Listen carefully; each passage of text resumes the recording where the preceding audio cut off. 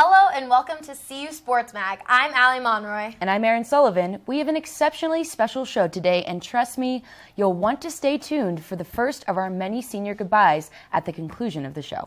There may be a little bit of tears, Erin, but for now, let's get into this week's sports update. A couple of weeks ago, all of the headlines revolved around the spring football game. Before the game, though, more than 100 people gathered in the Champions Center to pay their respects to the 1994 Heisman Trophy winner, Rashaan Salaam. Salaam took his own life back in December at an event that stunned both the CU community and the college football fans all over the country. In lieu of the tragedy, the university is making sure they take the right steps towards protecting all student athletes, past, present, and future. The mental health and well-being of every Buff must be taken seriously. CU is already considered one of the leaders in promoting strong mental health for student athletes and are one of the only schools to employ an in-house sports psychologist, Dr. Chris Bader. He and Miguel Rueda, the Associate Athletic Director for Health and Performances, are always looking for ways to improve the department's approach to mental health, and recently took part in a community discussion on the topic. If you or someone you know is dealing with mental health issues, CU offers a 24-hour hotline through their Counseling Psychological Services program. Call 303-492-6766 to speak with a counselor. On Wednesday, sophomore Thomas Akazili and freshman Bryce Peters announced their departure from the men's basketball program. Akazili had a tough sophomore year, averaging just over 3 points a game, with his other numbers staying stagnant. Overall, his shooting was awful, but Boyle always liked his tough play. Peters, a three-star recruit with great athleticism, could never quite settle his off-the-court issues or find the head coach Tad Boyle's good side. He averaged just under 5 points a game, but looked dominant at times. This now means 2 scholarships are open for Tad's program. On Wednesday morning, over 36 Buffs were honored for their remarkable academics at the 25th Annual Student Athlete Recognition Breakfast.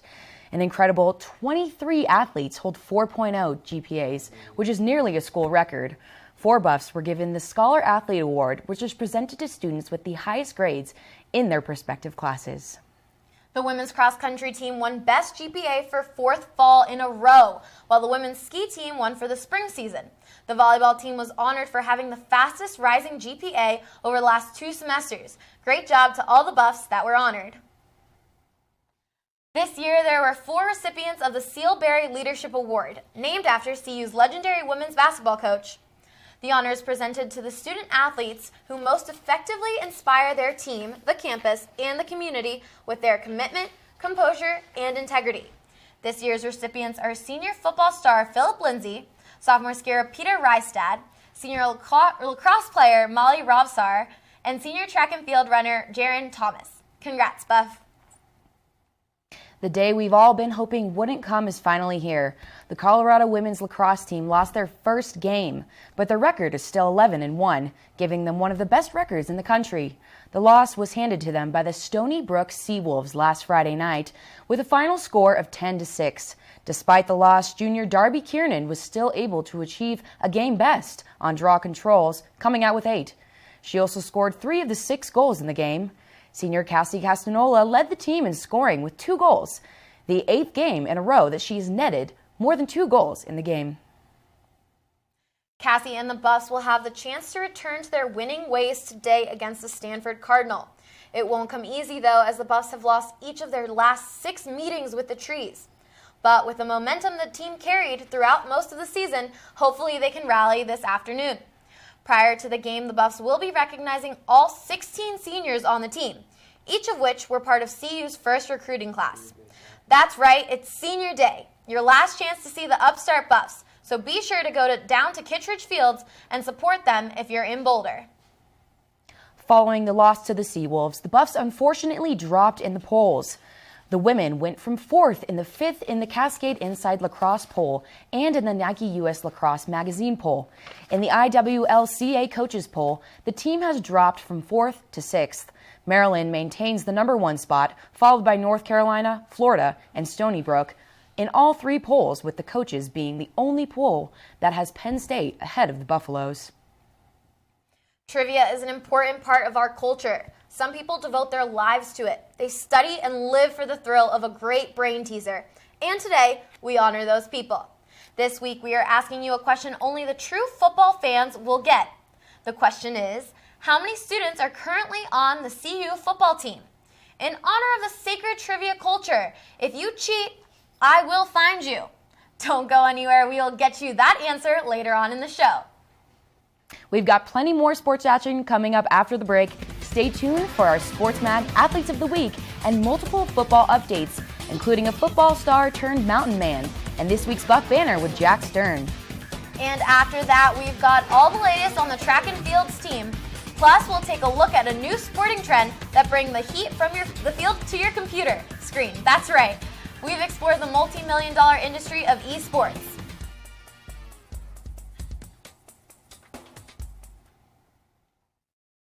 Latinos have not been able to tell their story. Well, the Latino History Project was to put the history of Latinos in the school system in St. Vrain and Boulder Valley. And CU Boulder has been our main support in doing this. It is very important that we be proud of where we came from and say, I am who I am. I'm proud to be Latina, and I'm proud to be Boulder. I've gotten a lot of shocking reactions when people find out that I'm 26 years old and I'm a freshman here at CU Boulder. I was in the Army for 8 years. I was in Afghanistan for 12 months in 2011. The worst part of my deployments was just seeing war and feeling that you're not safe. I decided to leave the military. I've always wanted to go to CU Boulder because of the outstanding education. Everybody made sure that I was well taken care of. I'm diving straight into calculus, physics, programming. I can be a veteran and I can be Boulder. It's time for us to announce our Sports Mag's Athletes of the Week. This week, winners are Nuria Armenio Ruiz of the tennis team and Dwayne McLurkin Jr. of the track and field team. In Armenio Ruiz's last match, the Buff star cruised past Caroline Doyle of Stanford. The win was good for her second singles victory in the Pac-12 competition and her first against Stanford's #1 singles player. McLurkin Jr. won 2 events in Greeley last weekend at the Tom Bennick Invitational. Good luck to these 2 Buffs as they continue to the end of their seasons. CU linebacker Addison Gillum has had his ups and downs throughout his 3 seasons with the Buffs. It seems every year he was deciding whether he wanted to take some time off from the game or continue to play.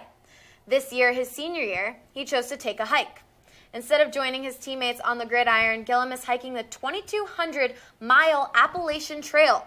It passes through 14 states, spanning from Georgia to Maine, and includes a 6,000-foot change in elevation. The news broke as Gillum posted a GoFundMe page announcing he was already 170 miles into his journey and looking for funds to help him finish the hike. Accepting such funds would go against NCAA rules, in turn disqualifying him from playing for the Buffs next season. The CU football team has been spending a lot of time in the community recently. The Buffs have volunteered at 2 different community food banks, visited 3 elementary schools, and 2 senior living centers. Their final thank you to the community, including writing a total of 365 personal notes to the CU Buff Club members.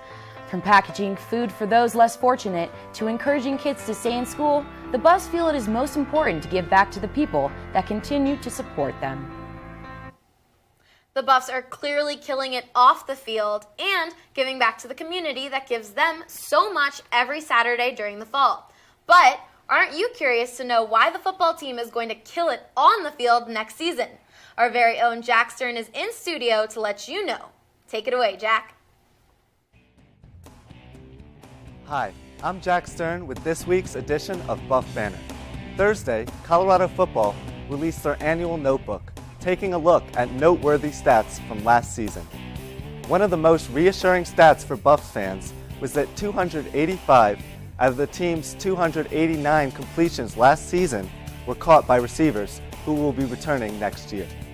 Additionally, 3 of the team's wide receivers, Shea Fields, Devin Ross, and Bryce Bobo, had career games with expecting quarterback Steven Montez under center. This should come as particular news to Buffs fans, as it certainly seems like Montez has finally gelled with his receivers. Add in the fact that the team appears to be improving every day, and the fact that several notable DBs who gave the Buffs trouble, including Washington's Sidney Jones, and UCLA's Fabian Moreau won't be returning, and the prospects for next season aren't looking too shabby. Another honorable mention was the Tasmanian Devil himself, Philip Lindsay.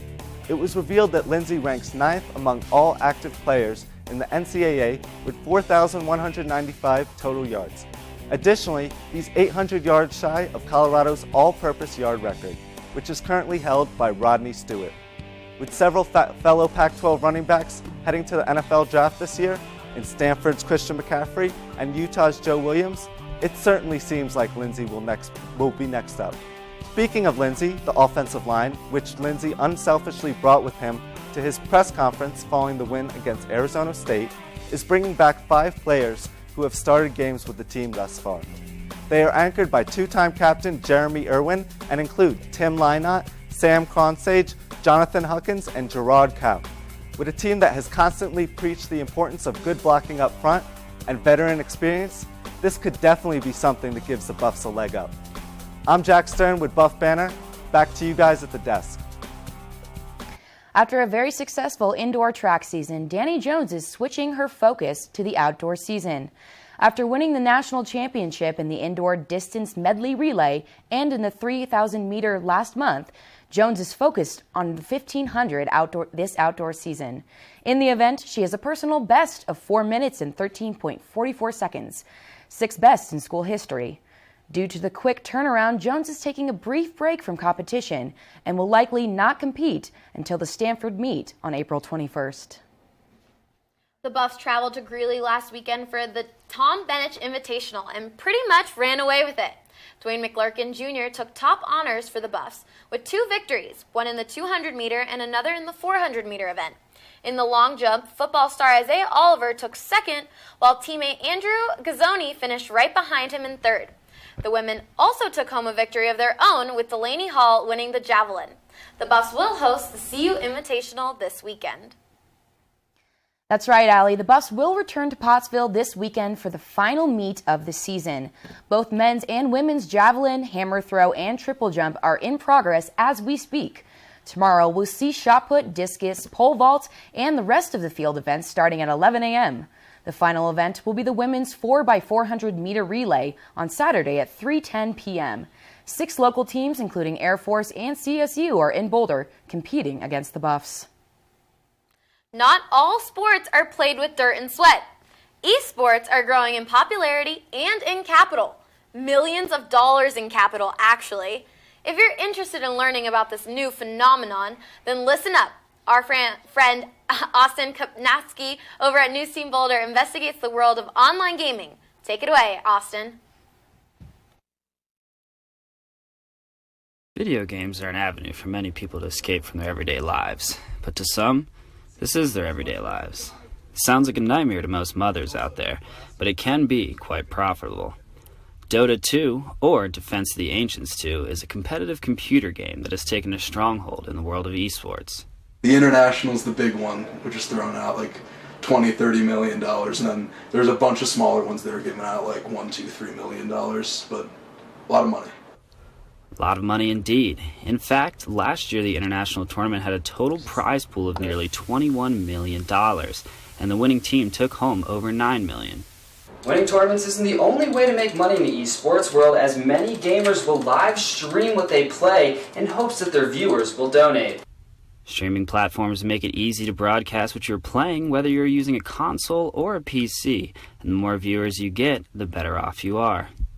If you get enough viewers, then Twitch will reach out to you and ask if you want to be a partner, I think it's called, and then when they do that, they start running ads on your streams, and you get a portion of that ad revenue. This is one of the many ways for gamers to make money, but if you aren't the best player, there are other ways to succeed. If you have like a really good personality, you know, and you can be on stream and like be, you know, something that is like entertaining to watch, even if you're not the best player, there are definitely a lot of people out there that I can think of that are making pretty good livings. In this new world of technology, esports is one of the many new avenues to make money. I'm Austin Kopnatsky, News Team Boulder. Wow, esports seems interesting to me, Aaron. Watching someone else play video games, I'm not really sure if I would be completely entertained, but maybe I'm wrong. I don't know, Allie. I think I could get into it depending on the game or the sport, of course. But do you know what else is insanely interesting? 2 Buffs received the RMISA Skier of the Year award. Oh, and we can't forget that the soccer team won a huge award this weekend as well. Don't go anywhere. All of that and more coming up next.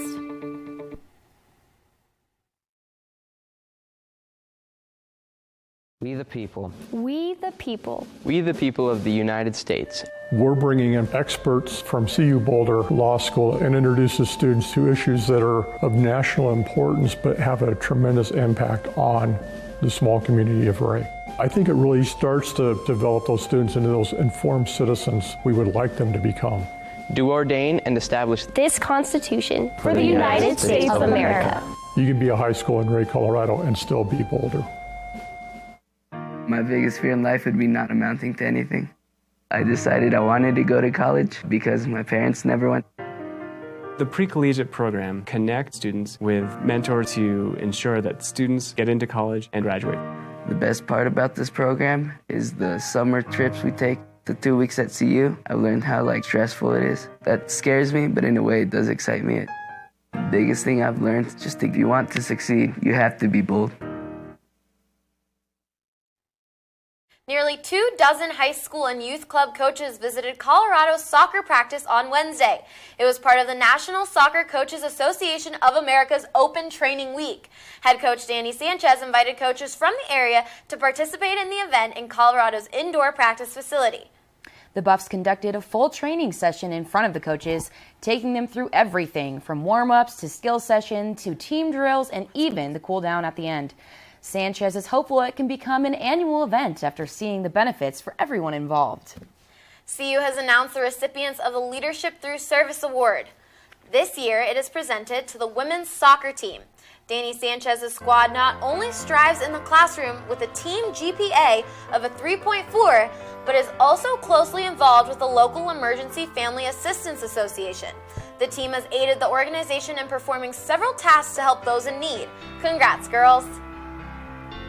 Originally scheduled for today at 7, the soccer team's game against Northern Colorado has been moved to Sunday at 4:30. This move is due to the state of the field and expected weather conditions, according to the athletic department. The department also encourages fans to bring their own seating options, as provided seating will be limited throughout the spring season. This is the first game of the spring for the Buffs. They will play 3 more after Sunday. The CU volleyball team saw multiple staff changes this week. On Monday, Eduardo Fiales joined the team as the technical coordinator.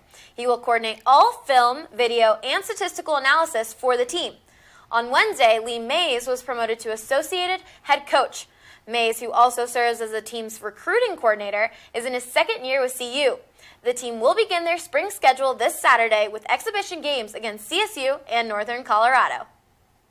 Colorado skiers David Ketterer and Petra Hnaskova have been named the Athletes of the Year by the RMISA. Hnaskova became the 4th Buffalo skier to sweep the 15K freestyle and 5K classic races in the NCAA championships. The 5-time All-American earned 5 first-place finishes and 7 podium appearances. On the men's side, Ketterer became the 5th skier in NCAA history to sweep the men's slalom and giant slalom races. This was just the 2nd time in NCAA history that athletes from the same school have swept 2 events. We can't let the upperclassmen skiers get all the glory. The freshmen stood out as well at the Western Region Open last weekend. Audrey Arnold and Bobby Moyer had breakout performances at the FIS races in Sand Valley, Idaho. Arnold placed first in the giant slalom, edging out her competition by 0.3 seconds. Moyer earned 2nd place in the men's giant slalom, missing the top spot but by just 7/100ths of a second. Congratulations, Buffs. Coming up after the break, we have the answer to this week's trivia question. Plus, the crew here at SportsMag wants to honor one senior who deserves some recognition. Also, we've got Rapid Fire coming in hot with Christine Lambert. Stay tuned. Oh,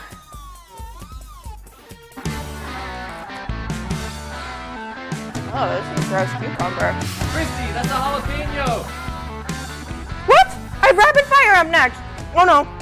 Okay, well, stick around to watch me, Christine Lambert, after the break for Rapid Fire. I've never been a huge fan of spicy food, but CU Sports Mag's Christine Lambert has officially changed my taste in all things sports with this week's Rapid Fire. Really jalapeno? Oh gosh, yes it is. Okay. Hello CU Buff fans, welcome to this week's spice-filled edition of Rapid Fire with me, Christine Lambert. Whew. We are going to need to go through this a little bit quick because I just ate a super hot pepper and I really need some water. So here is a quick breakdown for this weekend's CU sporting events. First up, track and field. The CU Invitational started this morning and is lasting all day and tomorrow, right here in Boulder, Colorado. Also happening today, actually taking place right this minute, is CU Women's Lacrosse game. They're playing Stanford on the Kittredge Fields, and it's being live streamed, so make sure to tune into that as soon as we are done here at Sports Mag. Tomorrow afternoon, the CU women's tennis team takes on USC starting at 1 p.m. They will be out in Los Angeles, California, where the weather is actually supposed to be colder, which might be nice for some outdoor action. And finally, happening all day Sunday, Monday, and Tuesday is women's golf. The Buffs will be competing in the Silverado Showdown out in Silicon Valley, California. Make sure to support these teams this weekend and have fun in that awesome weather. That's all for Rapid Fire this week. Thank you for watching with me, Christine Lambert. Back to you guys at the desk. Thanks, Christine. Maybe try some cool milk to cool down that heat. Earlier, we asked a question to the trivia lovers of the world, and if you respected the ways of trivia and you got our question right, then congratulations, you win my respect. We asked, how many students are currently on CU's football team? The answer to the question is 92. If you got that answer right, then you truly are a trivia master. Tune in next week for another trivia question to test your brain. You know what time it is. It's time for Tweet of the Week. This week we have a tweet from your favorite student section, the C Unit. They tweeted, "No matter how full my phone gets, I will never delete a video of Ralphie running." Honestly, what CU student would? I have countless videos of Ralphie running. Such a graceful, beautiful, inspiring, ravishing, powerful beast that rules over all mascots. Who needs storage when you have Ralphie? Remember that senior I said we were going to honor this week? Well, she's sitting right next to me. God, Al, I can't believe this is my last show here at CU. It's been a great ride. I know, Erin. I remember the day I told you about CU Sports Mag and how excited you were to get involved. And soon enough, we were anchoring together for the first time. And now for the last time. And I'm a little nervous, but let's see what Sports Mag crew really has to think of me.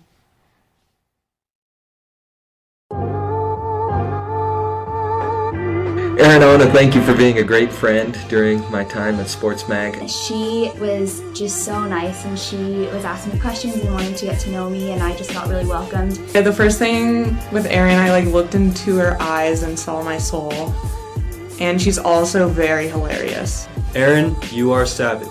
As time went on, I saw that she was more than just like a goofball. She was also she is also a leader, and people look to her when they need help. Whatever station you wind up at, Erin, you're going to excel because everyone is going to want to be around you. I feel like every time I'm trying to get to talk to Erin or get a hold of her, she's always chasing after a story or doing some work or working on a lead or out walking around with a camera. I really admire all the things you've done, going to Cuba, working with RMPBS, being interviewed by RMPBS. That was pretty cool. You've had some really good stories. I think you're a good storyteller. And you're good at anchoring, and you can basically tell whatever story you want, however you want. I know no matter where you go in life, you're going to be successful, and I'm so thankful that we have all of these memories in Sports Mag to share together. Some of the best times I've had in college have been with you, and we go out and have a fun time, and I'm really going to miss you next year. We were like double team girls last year. We did double team every single week. It was so much fun because I was just doing what I loved with my best friend. Being in class with her and Sports Mag, just getting to know her better. She's just very all-around, very kind person. We'll definitely miss having her around for sure. I'm sure that you're going to do great in whatever you do. You're an extremely talented person, and I hope you do well in the future.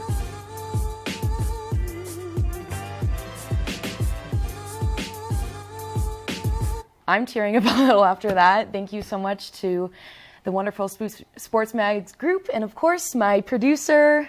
No, Erin, thank you for all your hard work and dedication to this show. We are truly going to miss you, and we all know you're going to have an amazing future. So don't forget about us when you get famous. I won't when and if that actually happens. So for the last time on the desk, I'm Erin Sullivan. And I'm Allie Monroy. Thanks for joining us here on Sports Mag. Have a great night, Buffs.